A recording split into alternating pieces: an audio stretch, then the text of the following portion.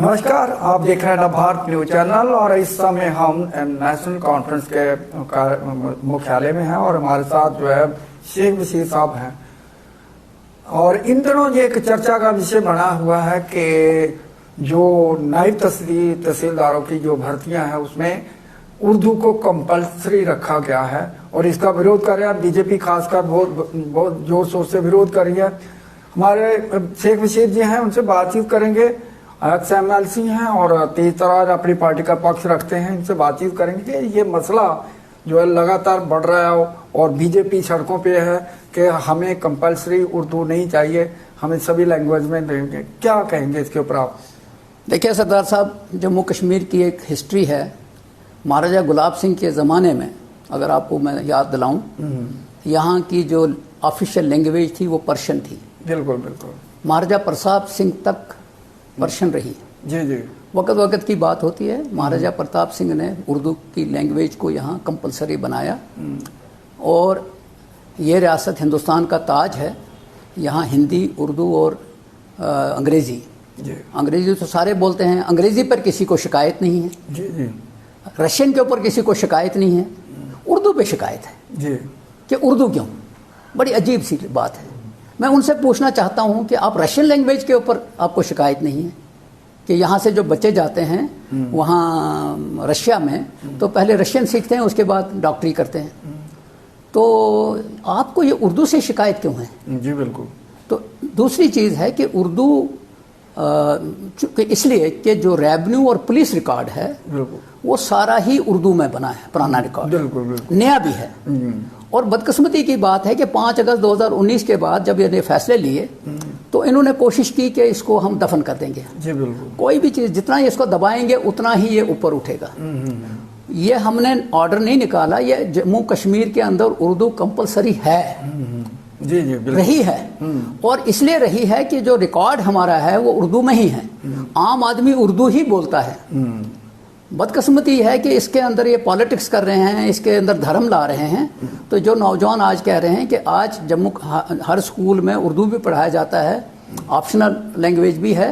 और दूसरा ये है कि 5 अगस्त के बाद जो आपके ऑफिसर्स हैं जो उर्दू नहीं जानते हैं, बिल्कुल, वो अगर कोई डॉक्यूमेंट उनके सामने आता है तो उसको कहते हैं जाओ ट्रांसलेशन करा के लाओ। जी। अब ट्रांसलेशन कराने वाला जो है वो कितना सही है कितना गलत है उसी पर फैसला आता है। और मैंने बहुत से केसेस देखे हैं कि तबाही कर दी है। जजेस को उर्दू नहीं आता है। अब सवाल यह है कि उस रिकॉर्ड को क्या जला दिया जाए, या जो आज भी आपकी जो लैंग्वेज है, ये जो पुलिस रिकॉर्ड है उर्दू में। जी बिल्कुल बिल्कुल। उसको अंग्रेजी में बनाने के लिए बहुत टाइम लगेगा अभी। तो मुझे लगता है कि उर्दू को दफन नहीं कर सकते और ना करना चाहिए। और मैं अपनी गवर्नमेंट को मुबारकबाद देता हूं कि उन्होंने अच्छा फैसला लिया कि कम से कम ये जो नायब तहसीलदार हैं इन्होंने रेवेन्यू डील करना है। तो रेवेन्यू में अगर उर्दू नहीं आएगा तो वो करेंगे क्या वहाँ?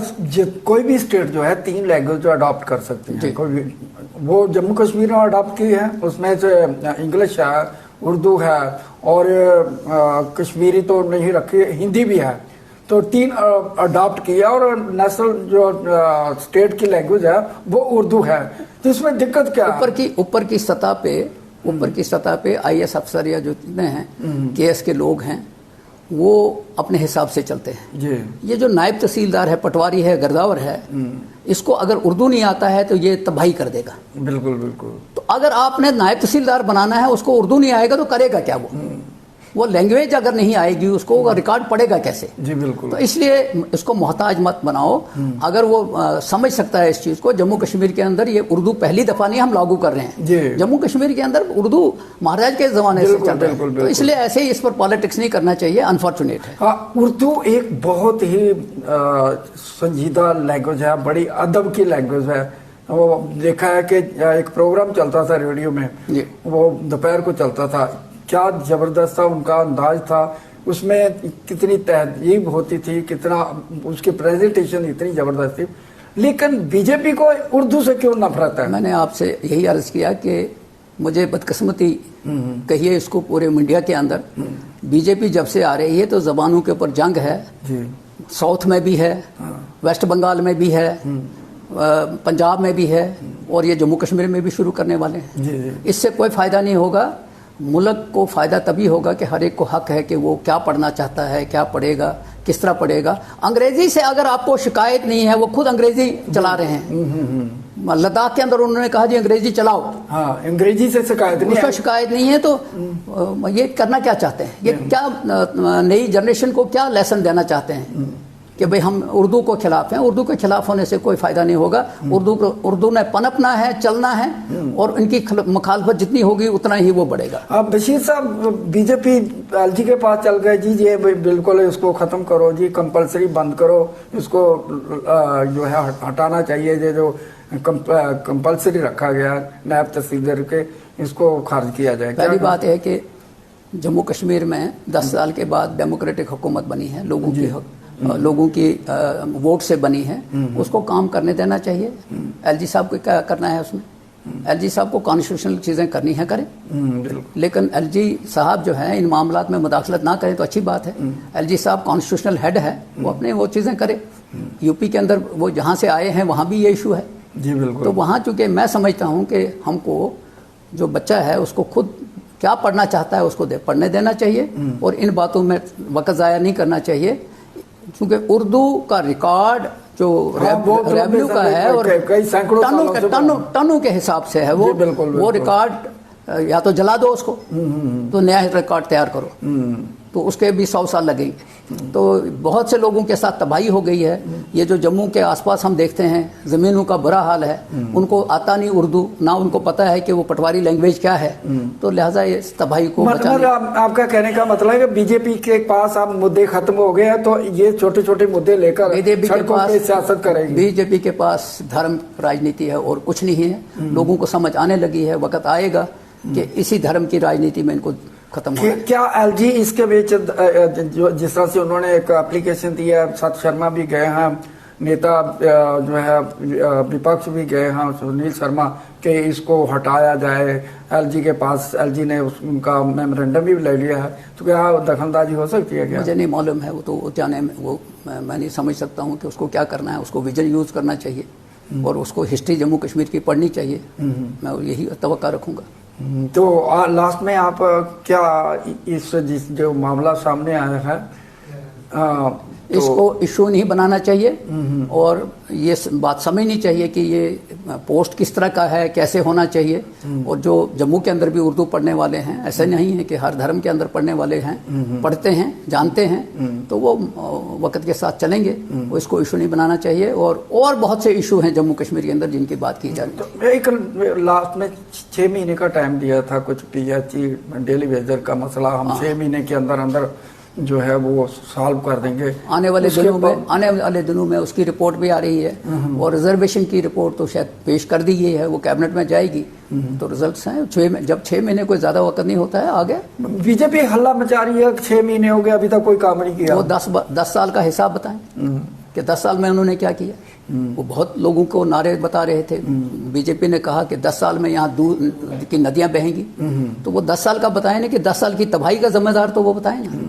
6 महीने का हिसाब मांगने से पहले उनका 10 साल का बात करनी चाहिए कि यहाँ कौन सा ऐसा प्रोजेक्ट शुरू किया उन्होंने जिसमें नौजवान लगे। बल्कि हैरानगी ये होती है कि उन्होंने 2030 तक फ्रीज कर दी हैं पोस्टें कि नहीं जी यहाँ एम्प्लॉयमेंट नहीं करनी है। What A nonsense. इस जम्मू कश्मीर को तबाही का रास्ता जो इन्होंने दिया है, हम उससे बाहर निकालने की कोशिश करेंगे और निकालेंगे। जिस तरह पहलगाम का मसला हल हुआ है और ये अभी क्या हल ऑपरेशन से दूर हुआ, तो बहुत बढ़िया बात थी, तो हमने सबक सिखाया। लेकिन जम्मू कश्मीर का व्यापार बिल्कुल टोटली, खासकर हम जम्मू की बात करें जहां तो बिल्कुल बाजार सुने हैं, ग्राहक नहीं आ रहा और पूरी इकॉनमी चौपट हो गई। शायद ये इस वक्त अहम मसला है कि इस पर सोच विचार किया जाए कि जम्मू के अंदर जो नुकसान होने वाला है आने वाले दिनों में, यहाँ का बिजनेस ख़त्म हो रहा है और वहाँ पहलगाम के वाक़े के बाद तो कश्मीर का बिजनेस भी ख़त्म हो गया। आहिस्ता आहिस्ता वो रेल पे आने लगा है, लेकिन और इश्यूज जब इसमें आ जाएंगे तो शायद फिर उसमें रुकावट हो सकती है। कश्मीर ट्रेन चलेगी, बड़ी अच्छा सपना था। उमर फारूक साहब ने कहा भी ये जम्मू कश्मीर के लोगों का सपना था, हो गया। लेकिन जम्मू के लोग जो जम्मू हैं जहां हम बैठे हैं, यहाँ के लोगों की जो परेशानी है कि हमारी हालत अब पठानकोट से बदतर हो जाएगी। ये तो प्रधानमंत्री जी ने कहा कि मैं पठानकोट बनने नहीं दूंगा जम्मू को। नहीं, पता नहीं अब कैसे नहीं बनने देंगे, बन तो गया। तो मैं समझता हूं कि जम्मू के अंदर ऐसी जो है अट्रैक्शन पैदा करनी पड़ेगी कि जम्मू के अंदर वो चीज़ें पैदा करेंगी ताकि यहाँ लोग आएँ, यहाँ बैठें, यहाँ के होटल रहें, आबाद रहें, यहाँ का जो बिजनेस है आबाद रहे, उससे हम बच सकते हैं।